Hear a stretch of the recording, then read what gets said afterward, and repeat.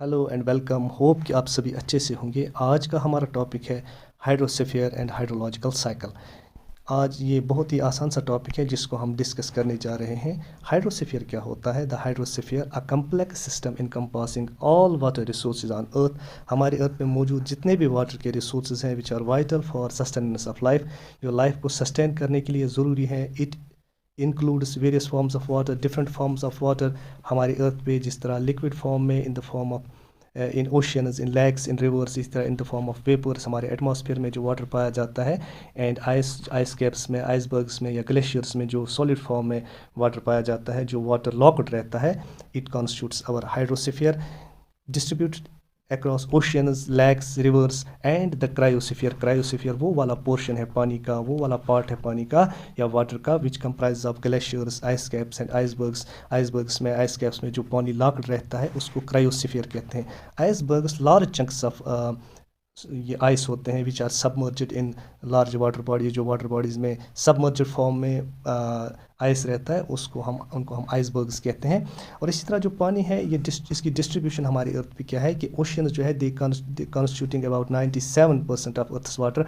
हमारी अर्थ पे मौजूद 97% वाटर जो है ये जिसको हम साल्टी वाटर भी कहते हैं, मैराइन वाटर जो है ये 97% है जो हमारे लिए अवेलेबल नहीं है, जो हम यूज़ नहीं कर सकते हैं। इसी तरह about 2% is locked in polar ice caps, icebergs और ग्लेशियर्स इम्पैक्टिंग क्लाइमेट चेंज, जिनका रोल क्लाइमेट चेंज में है, बट वो भी हमारे लिए अवेलेबल नहीं है। Just a mere 1% is accessible as fresh water. जो फ्रेश वाटर हमारे लिए अवेलेबल है या जो इकोसिस्टम में अवेलेबल है प्लांट्स के लिए, एनिमल्स के लिए, that is only 1% of the water for human consumption and ecological balance. जो जिसका इकोलॉजिकल बैलेंस में भी रोल है, इकोसिस्टम को चलाने में जिनका रोल है या जो लिविंग ऑर्गेनिज्म्स यूटिलाइज करते हैं, that is just 1% of the water, जिसको हम अवेलेबल वाटर कहेंगे या जो पोर्टेबल वाटर है जिसको हम यूटिलाइज कर सकते हैं। अब हाइड्रोलॉजिकल साइकिल क्या होता है? The hydrological cycle often referred to as water cycle, इसको वाटर साइकिल भी कहते हैं। इलस्ट्रेट्स द इंटीग्रेट मूवमेंट, जो कंप्लेक्स मूवमेंट होती है of water through earth hydrosphere. हमारे हाइड्रोस्फीयर में जो जिस तरह सीज हैं, रिवर्स हैं, ओशियंस हैं, उस तरह फिर एटमॉस्फेयर में पानी चला जाता है in the form of water vapours and biosphere. Biosphere जो होता है it includes land, water and atmosphere where living organism interact with each other, where living organism exist. ये बायोस्फीयर, हमारा अर्थ जो है ये एक्चुअली बायोस्फीयर ही है जिस पे लाइफ सस्टेन करती है। इसमें जो पानी का मूवमेंट है, जो इसकी सर्कुलेशन है, यही हाइड्रोलॉजिकल साइकिल कहलाता है। This perpetual process involves 4 major steps. ये जो रिपीटेड प्रोसेस है, ये जो कंटिन्यूस प्रोसेस है, ये जो परपेचुअल प्रोसेस है, इसके 4 मेजर स्टेप्स हैं। तो पहला स्टेप जो है वो एवापोरेशन है।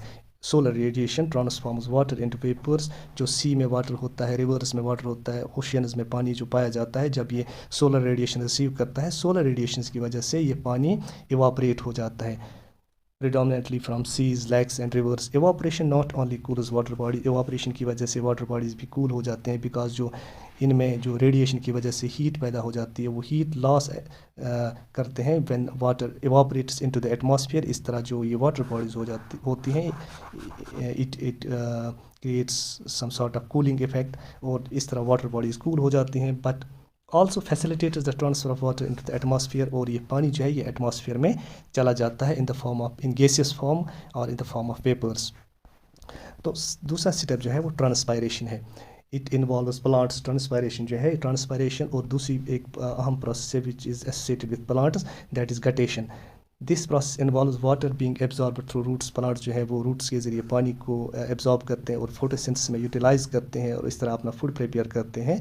जो एक्सेस वाटर होता है, excess water exits through stomata. Stomata pore like structures होते हैं प्लांट के लीव्स में, जहाँ से पानी इवापोरेट हो जाता है। जब ये पानी इवापोरेट होगा in the form of vapours, उसको हम ट्रांसपायरेशन कहते हैं। और लीव्स में कुछ स्पेशलाइज्ड और भी पोर्स होते हैं, स्ट्रक्चर्स होते हैं, जिनको हाइडाथोर्स कहते हैं। और हाइडाथोर्स से पानी जो है in the form of droplets बाहर आ जाता है, उसको हम कहते हैं guttation. So guttation is another process by which plants lose water in the form of water droplets contributing to the biosphere and transitioning into the gaseous phase। इस तरह ये पानी गैसियस फेज में एटमॉस्फेयर में चला जाता है और इस सारी प्रोसेस को ट्रांसपायरेशन कहते हैं। और इस तरह ये जो है जो वेपर्स फॉर्म में या जो इवापोरेट पानी होता है ट्रांसपायरेशन के ज़रिए, ये इफ़ेक्ट करता है क्लाइमेट में भी, और जो एटमॉस्फेयर में ह्यूमिडिटी है उस पर भी, उसको भी रेगुलेट करता है।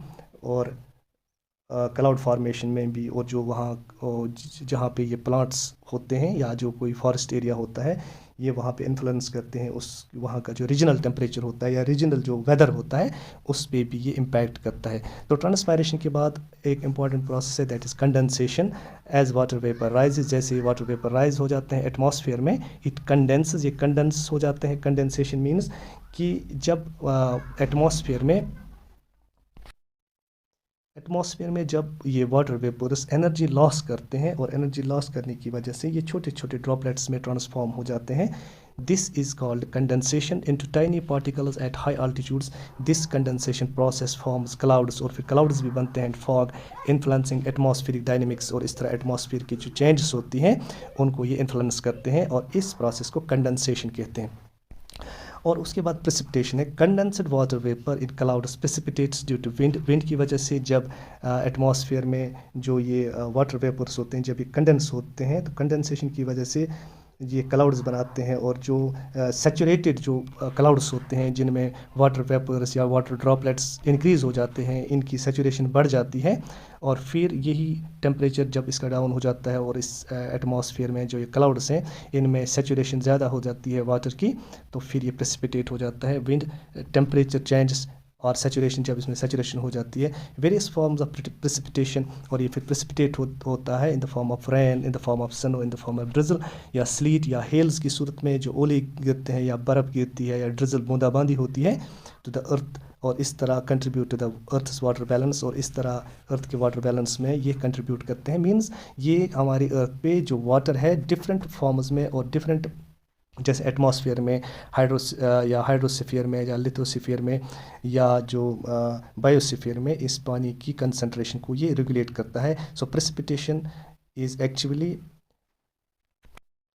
The release of water into the atmosphere, और फिर ये बारिश की सूरत में ज़मीन पे आ जाता है, इसको प्रेसिपिटेशन कहते हैं। होप कि आपको ये अच्छे से समझ आ गया होगा। Thank you and stay blessed.